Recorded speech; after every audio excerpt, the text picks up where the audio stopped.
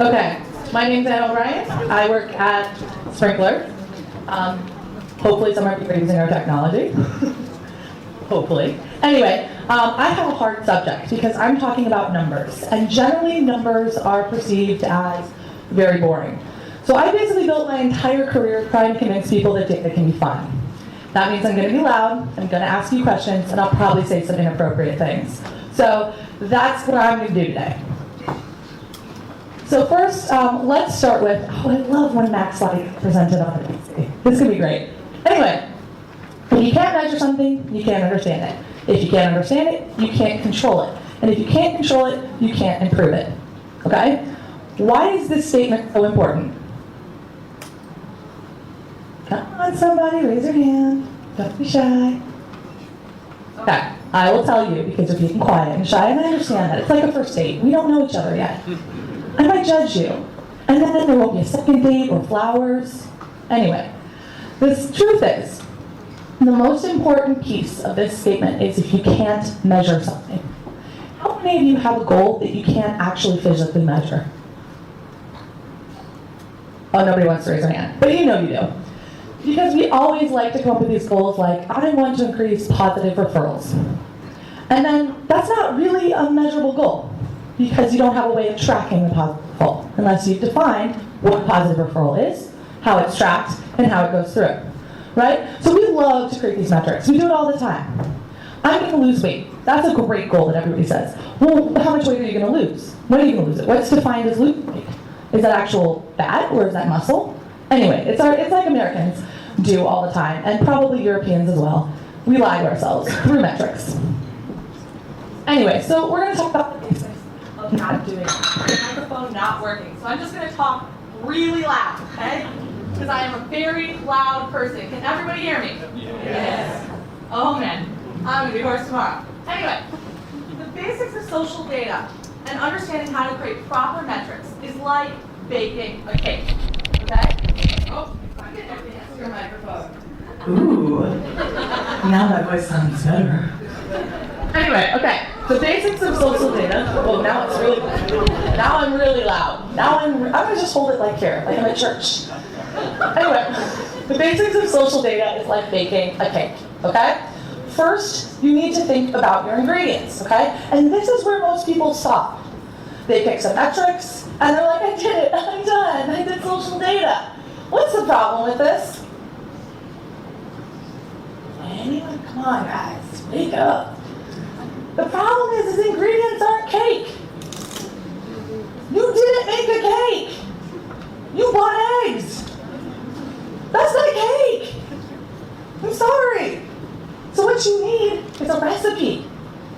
And probably what you'll realize is half the things you bought to make your cake you actually don't need.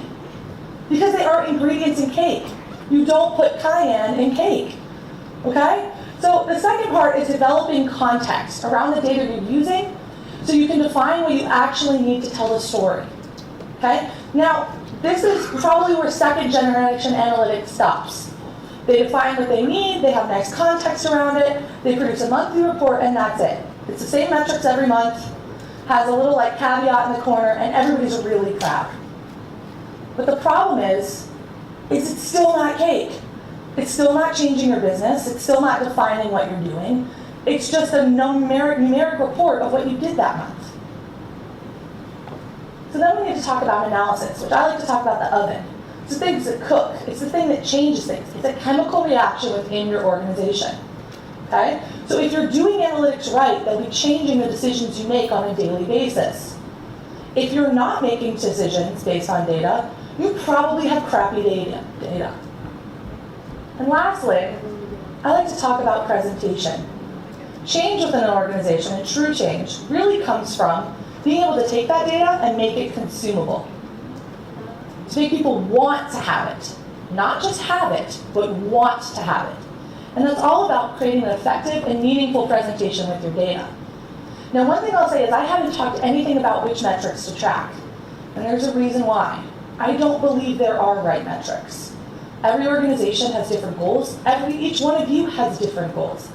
And so it's not likely that you're going to want to track the exact same thing as everyone else. And it's not right of me to stand up here and tell you that there's some magic rubric of perfect analytics out there, because there isn't, and there actually never has been. At the end of the day, if there's only one metric that's consistent across every company, it's money. That's it. So let's talk a little bit about the first step, which is getting the ingredients. Now, obviously, this is my only plug for Sprinkler in the entire presentation. Take a look at it, we help you gather metrics, hooray. But part of the measurement process is collecting the right data. And to do that, you need to commit to metrics. You need to decide what you're actually going to pull in. You need to leverage smart categorization, either through coding or tagging the metrics, organizing them into themes and areas that you want to learn more about. And that takes real thought, rather than just kind of taking your output and working with it.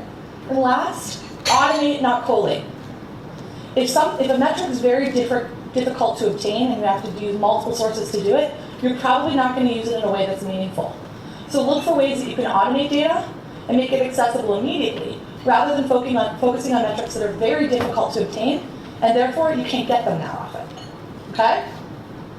So I like to use a quote by Seth Godin when I talk about things like this. And his quote is, "Waiting for perfect is never as good as making progress." This is really, really important when you talk about data. The reality is, in social data, everything's kind of screwed up, okay? If you think any of the social networks have perfect data, you're lying to yourself. Sorry, social networks are in here. Don't hang me. Anyway, but the truth is, they're still figuring out back-ends, methods of approach, how they calculate their algorithms. So they haven't gotten to a consistent point. And we've seen that with changes in reach calculations, changes in approach for what an impression might be. And those things are going to continue to change until things stabilize. And even when things stabilize, there might become a new feature or a new enhancement on the market that then again reinvents that metric. So we have to expect that these metrics are going to change over time and that they're not going to be consistent. But that presents an interesting problem. If I'm measuring something that changes all the time, how can I actually show growth? How can I actually show that I'm doing better? So I like to focus on a consistently imperfect metric is better than a perfectly measured one.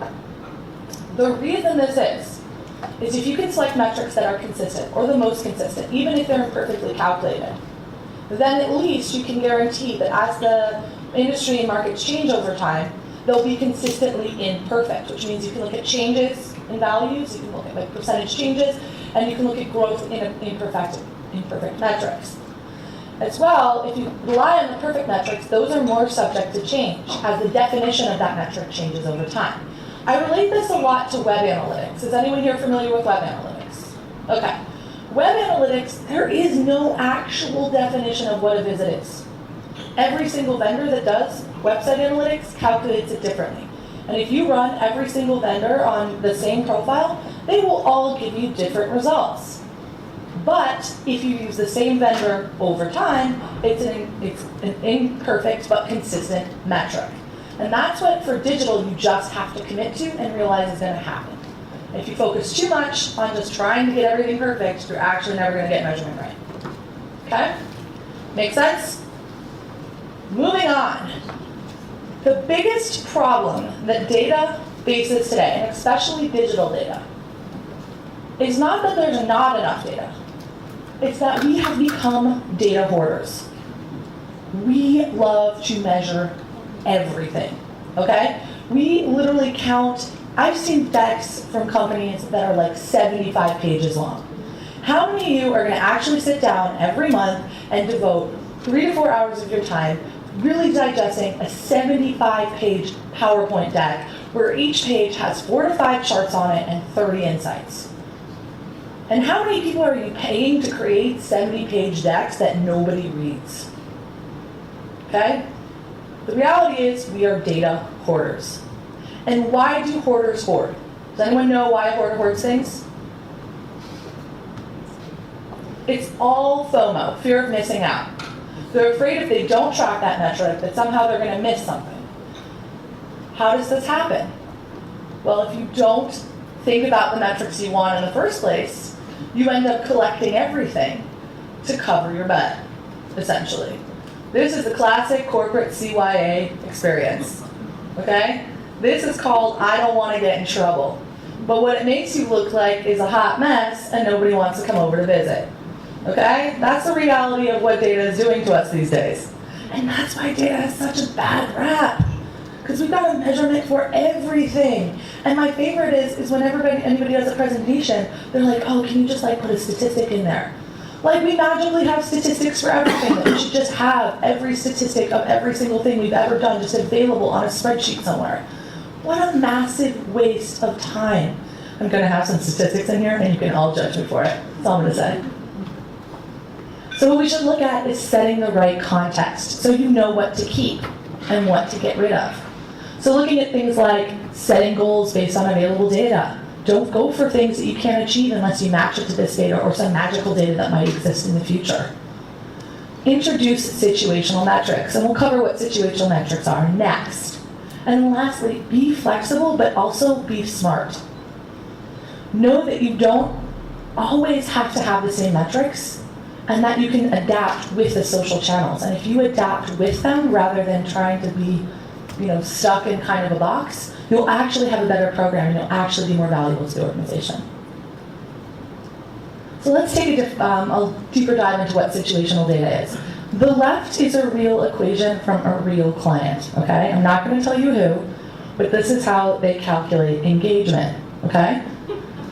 What does that mean?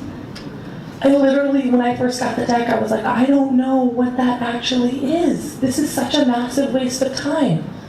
And how does this tell me anything more about social?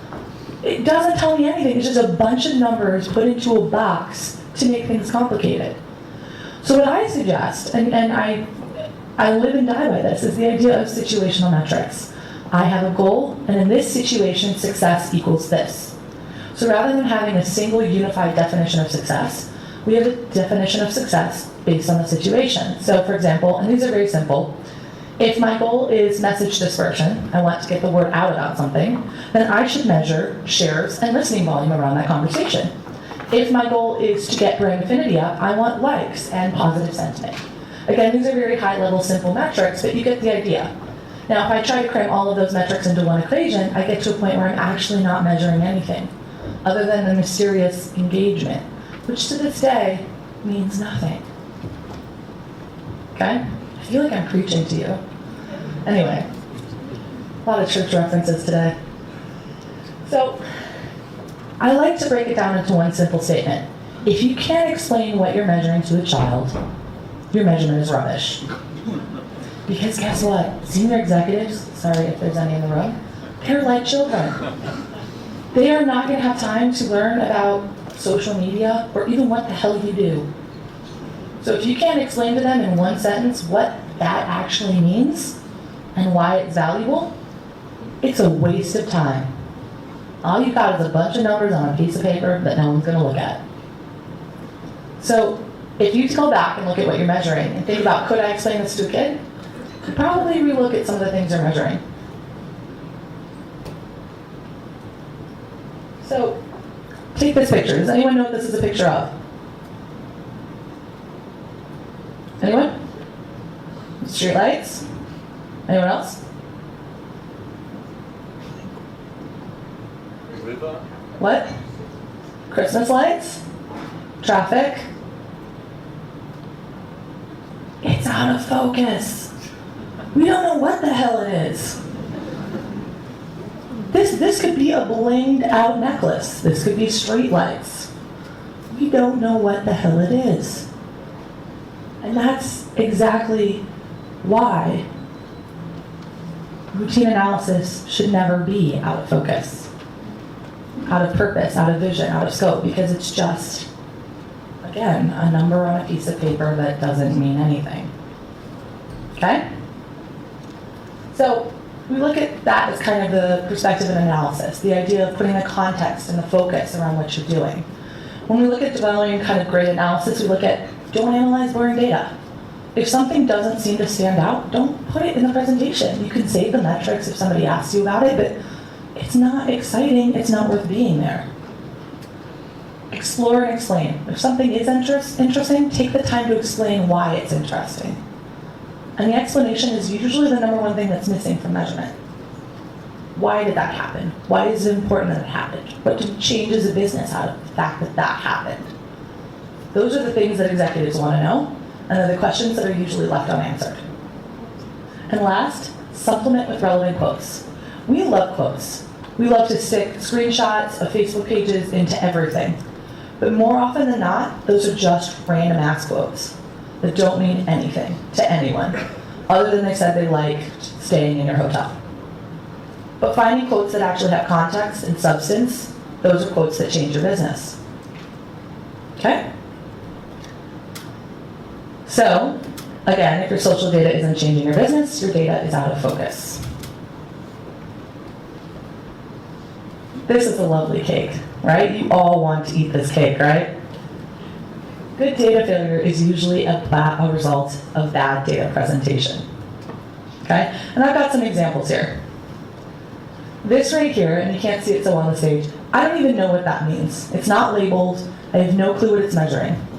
This is my perfect personal favorite, which you can't see the lines, but this is the classic marketing version of data, which is no data at all and lots of pictures. And then like something that looks like a pie chart with a person in it, some other numbers there. Who knows what the hell that means? No, it's not anything. And then last we have, this is the finance department's version of data. I'm going to put everything on one chart. I did a really good job.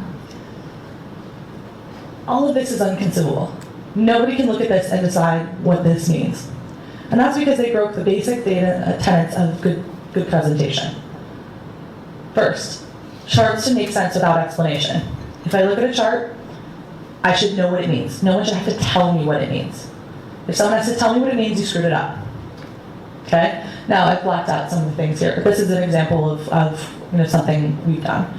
Second, every slide should tell a story. When you create an image in a deck, there should be a clear purpose to that one slide. If you don't know what that story is, then it probably shouldn't be included. It can be put in an appendix, it can be saved on a worksheet later, but it doesn't need to be in the deck. And the last is, talk tracks should be consistent. And this is the number one thing that you can change in your organization that will dramatically change the way your team and your data is perceived. As a team, decide what type of data story you're trying to create. And that should really tie to what the story you're trying to tell as a hotel owner or whatever it might be as far as your role. Know your story. Know why this is important and why people need to understand that story with you. Because if you deviate from that story, you're losing your value and your consistency. Everybody here has probably heard the value of an elevator pitch, right? Knowing in 2 lines why it matters. You should know that about your data. You should know in 2 lines why it's important that you measure these 3 things. And if you can change that, and if you can talk as a team about those things that you're measuring in such a consistent way, those metrics will have more value, and you'll become more aware of the change in those metrics over time. And it's likely you'll be more focused in achieving those goals, because you won't be adding a new metric every time somebody gets excited about something. You won't be spending 8 hours researching something that happened that has absolutely no result to your business. I was working with a plumbing company in Denmark, and they sponsored a Malaysian dance competition. Now, a Malaysian dance competition has very little to do with plumbing, okay? But they spent 16 hours creating a report on the Malaysian dance competition. That was 16 hours wasted. Because somebody got excited about one thing that happened that had nothing to do with their goals. And that probably happens to you all the time. You guys are in hotels, people have adventures, people have stories, and that's amazing. But I'm sure it can get very distracting. That's why the focus needs to be relentless. And also, create a situation where you can explore those things, but not as part of your core story. Does that make sense? Does everybody got it? Cool. So, in short, with presentation, the best way to predict the future is to create it. So decide the story you're selling, and then make sure that that's consistent over time. Okay? Now I'm going to transition a little bit. and I'm going to talk about money. So one of the other things I do and I talk a lot about is return on investment, which is like everybody's hot term that everybody loves. And like it's the biggest like burden to ever carry talking about ROI, because it's A, the most heavily debated subject on the internet, and B, nobody thinks it's possible, everybody thinks it's possible, and there's really no consistent definition of what it is. So bear with me a little bit, and I'll do my best. And so, we know this. Social consumers use the internet to shop and research. This should be no brainer for all of us. Probably if anyone here has planned a vacation in the last couple months, you probably asked your friends who've been there before, right?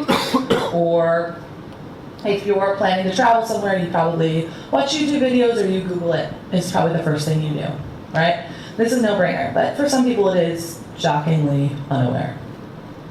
But for travel, it's even more dramatic, okay? And especially what I think is interesting is when we look at the habits of Asian culture, which we all talk about how like the US and potentially London are the most advanced social users, and I just sit around and I go bullshit. Because if you look at Asian market, this is how Asian market decides. Their primary source for decisions on travel is social right now. Primary, not secondary, not tertiary, primary. 44% of them pick their travel destination through social media. And 36 of them pick their hotel. Okay, so we're looking at a trend where Asia is actually leading the innovation for kind of travel and purchase consumption through social, and the other channels are starting to, the other markets are starting to follow. So when we talk about ROI, right here, this is enough for me if I put that in front of a senior executive to say, this is kind of important. Especially in Asian markets. Is anyone here, oh actually you're all EMEA, right? Or Europe? Right? Oh, I've got 15 minutes, thanks Vanna. Anyway, so we're looking here at kind of the breakdown. So that for me, again, and I can share these statistics with anyone if you'd like them. But then we get to look at how are they making their purchase. So 40% of online traffic related to travel queries is now coming from the mobile phone. How many people here have researched a travel destination using their phone in the last 6 months? If you didn't believe that statistics, just look around the room. Most of you raise your hand. What's scary about this is if you look at the younger generation, it's not 40%, it's about 70% for destination discovery. And when you look at hotels, it's about 50% of them are making their hotel choice using their mobile phone. Okay, so we're looking at a world that is looking at recommendation and accessibility as their key points of purchase. It's no longer fanciness, how well a site's designed. I mean, I know we probably have a lot of discussions about site design, so I don't want to knock that, but the reality is, it's how fast I can get the information and how reliable is the recommendation for that location. And that's a change in the way that people traditionally purchase travel, where things like, long sites and descriptions of the rooms really changed the decision in the purchase process. So when I look at measuring ROI, kind of transitioning from that, I like to think of a standard equation. The resources you're given to do your job is really a reflection of how you perform and what assets and efforts that took to achieve that performance, right? Very simple equation. So oftentimes when I talk to people, they're focusing up here, which is a good place to focus. I'm not saying it's a bad place to focus, but there's just so much focus on the top. And the reality is, there needs to be some focus on the bottom as well. If you create a lot of crap, it is still crap, okay? I don't know why, but many people's strategy for improving performance is I'm just gonna create a lot of imagery. I'm gonna go out and I'm gonna take a whole bunch of pictures and I'm gonna overlay them with random statistics or like pictures of dogs, and then I'm gonna put them out there and that's gonna be performance. But it's not really performance. You're actually increasing the bottom half of the equation without a guarantee of the top half. So focusing on tightening down the bottom half of the equation to just the things that are worthwhile, and then measuring their performance and then making smarter bets on future investments is actually the easiest way to improve your ROI. Everybody's like, oh, we do a big campaign, and then they like tweet and they put a hashtag on, and then they win magical things, and then we we put a picture of them winning. It's like the formula of like some agency out there has like made this magical formula and sold it to everyone. The reality is focus, again, going all the way back to where we were, wins over volume. So I also have to argue that engagement isn't everything, and we already had this discussion earlier, but this is usually the reaction I get when I tell them engagement doesn't matter. People get super mad at me. They're like, yeah, but likes matter. Like, the more they share my content, the more people consume it, and Facebook algorithm, page rank, and they throw out like all these random industry terms, like it's like an argument that like if I throw in more jargon, I win. So they're like, retweet, hashtag, and I'm like, you go, you just keep going. But I always go back to what we call the Nielsen pyramid. Is anyone here familiar with the Nielsen pyramid? Okay, this is gonna blow your mind. You ready for this? This is like Data Geek 101, okay? Online Data Geek 101. The reality is 90% of the people that consume your content don't even tell you they consume your content. You have absolutely no clue they've consumed your content. You have no clue, other than Facebook says maybe they had an impression, but did they read it? You don't know. So what you're looking at and what you're basing your entire model on is the 1 to 10% of people that either actively engage or occasionally choose to engage. So that means at any given time, you're making decisions on the top 10% of your population, okay? So the reality is if you're focused and optimizing just for engagement, you've forgotten this 90%, because they are never going to engage. The example I like to give, and sorry guys, is tampons.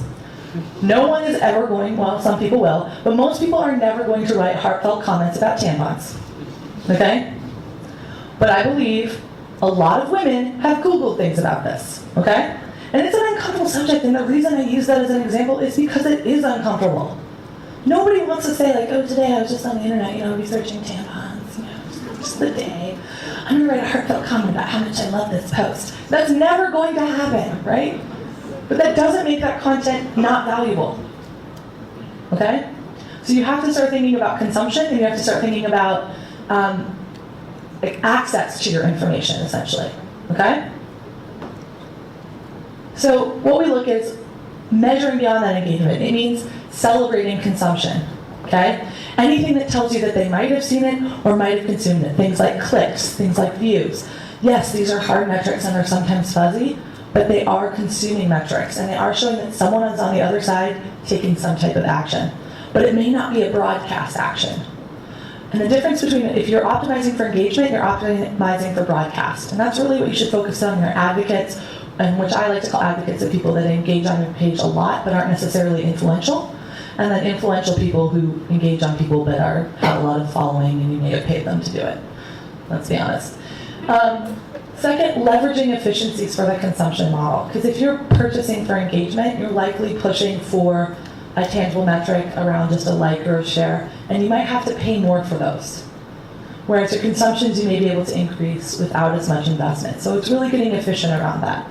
And then connecting your data so you can better understand how social is actually connecting and making decisions. So if you see that you've produced some really great content around a certain area of the world, and all of a sudden you see bookings in that area of the world increase, that's likely that data impacted people's decisions to book there, even though there may not be a clear trail to it. So it's about understanding how content that's made available through social channels drives value without necessarily a clear path.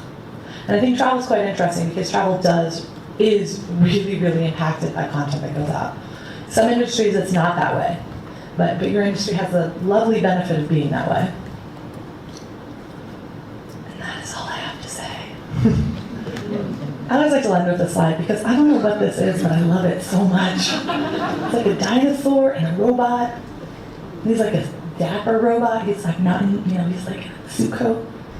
Anyway, any questions? Silence.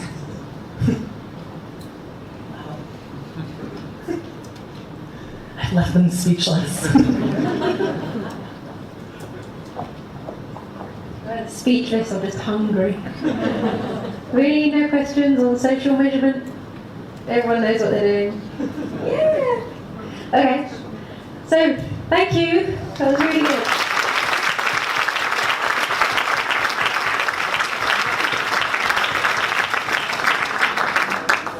So now it's lunchtime, which is up the stairs, up those stairs there to the restaurant, and we'll be back at